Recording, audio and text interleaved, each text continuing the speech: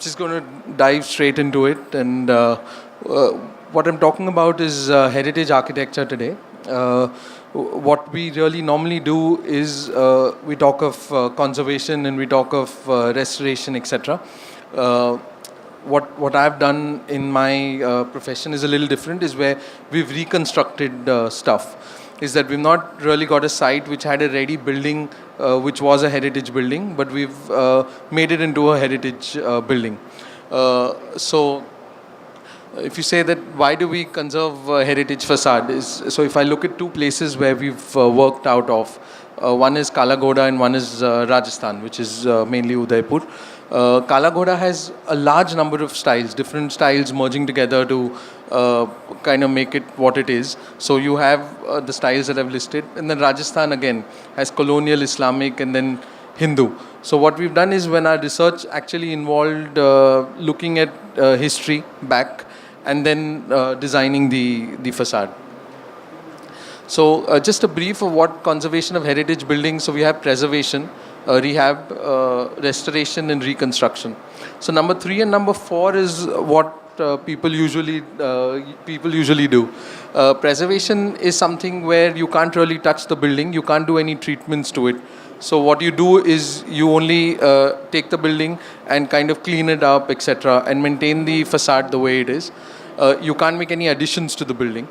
Rehab is where you take the property and you can alter it very minimalistic. So just one step ahead of preservation.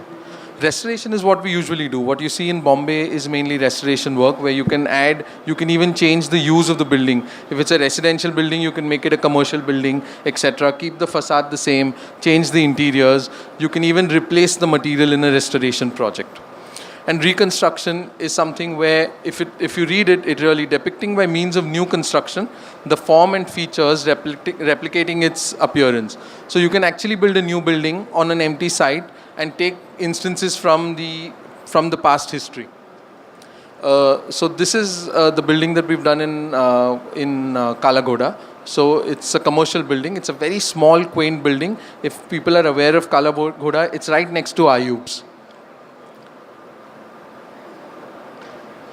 So if you look at the photo there, on the right, that is how the building was. So it was like a chawl there. So we couldn't really restore it. When the client came to us and he said that we want to make a building, so there was nothing to restore it, we had to kind of bring it down. There was no way that we could have done anything to that building. What we did to that building is what you see at the bottom. So when we started off and we said that we have to restore the building to make it look like something in Kala Ghoda, we didn't have any references from the building itself. What we had to do is we had to look at other buildings within Kala Ghoda. So if you see, that's the map of Kala Ghoda, and what we've done is we've taken details out of other buildings in Kala Ghoda. We did that research and we realized what we could actually do with our building. So this is what I say reconstruction, is where you break down the entire building and you redo the entire building up again.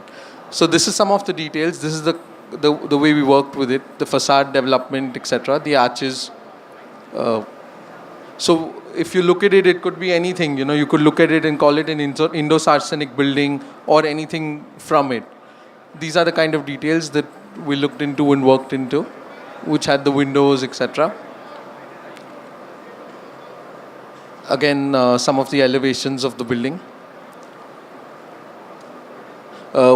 So because of Bombay being the way it is and because of the traffic situation in the area, what we had to work totally under wraps.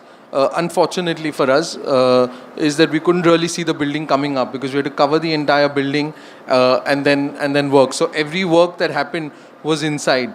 So we were actually working on, we were praying on a daily basis that, this building comes up the way we've envisaged it to be.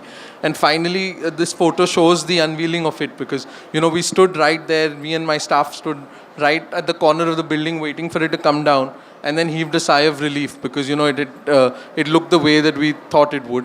We're still in the process of making it the way we wanted to.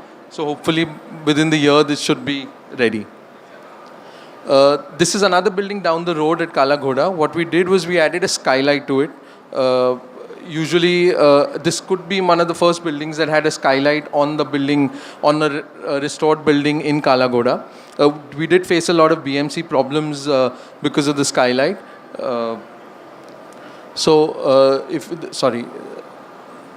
The bottom photo is what the building was.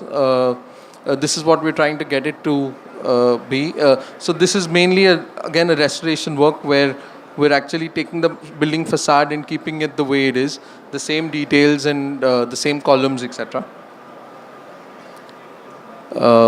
This is just a slide to show how we kind of proved to the client what we wanted. We took a wall right next to the building, and we've kept all these samples on the wall. We painted the wall the way we wanted to, and then took client approval. So mood board that we say in interiors was actually done on the facade, on the road, where we had people coming in and giving their comments right on the road.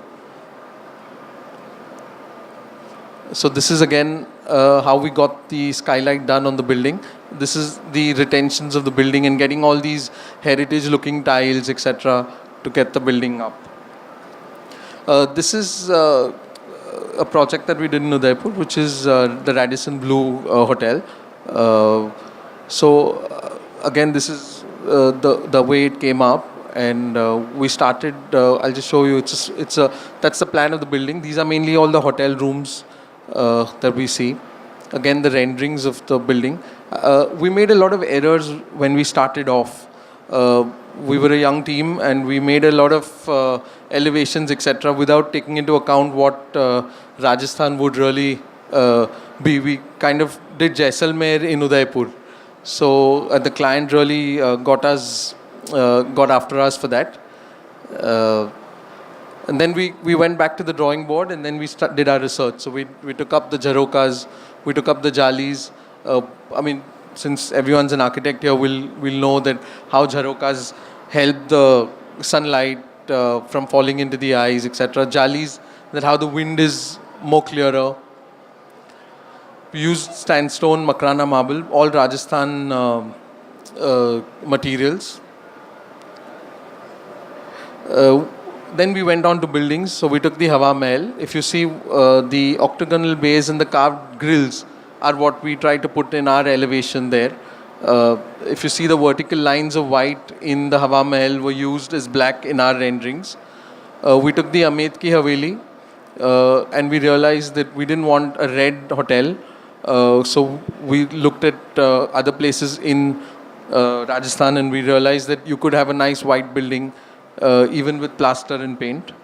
And that's our building there. So it's kind of similar in its feel, though ours is a much different scale. So the photo on the right is our building. We took references of from Bagor Ki Haveli, where we take up these 3 doors, the 3 archways. The details were totally Udaipur based details. Then we did the dome. So the dome actually took a lot of to create it structurally was a big headache. But so I've shown you the details that we went into. This is what it looks like finally. That's the dome interior. So this is, if you see, this is an amalgamation of a lot of Rajasthan references. So you'll see the Jharoka, you'll see the Chhatri, and you'll see the curved archways. This is our entry. So this is our entry facade where I just showed you the 3 archways.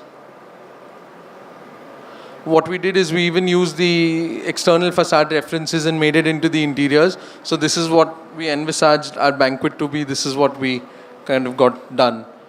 So we use the same details that we used outside. And apparently the client says that wohi bikta hai. So, everyone comes in comes to Rajasthan to see the arches, and that's what we've given them.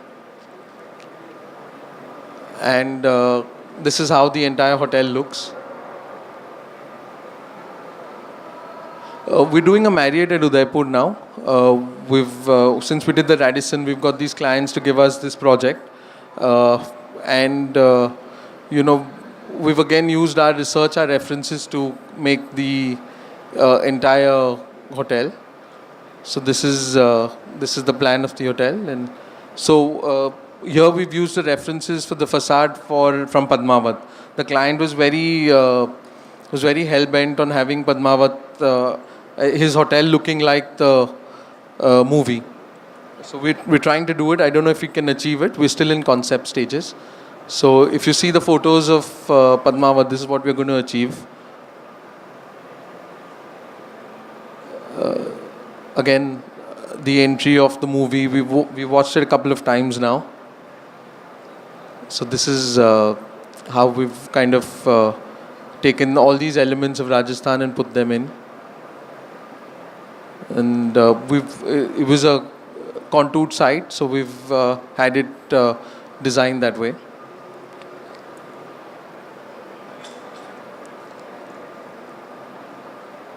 So again, we've used the chhatris, the jharokas, the arches, the way it is.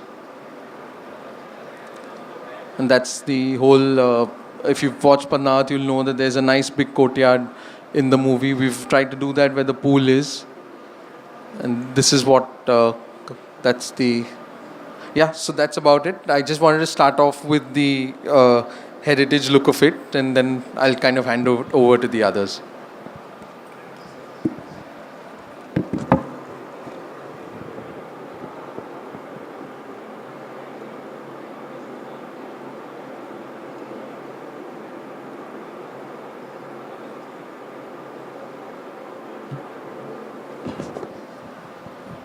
Thank you, Nikhil, for a wonderful presentation. It was a delight and a lot of learning, I guess, with whatever crowd that you have. And we would like to present a memento to Nikhil. Nikhil, can we get you back on? Yeah. Yeah, Nikhil, we need to just complete the formality.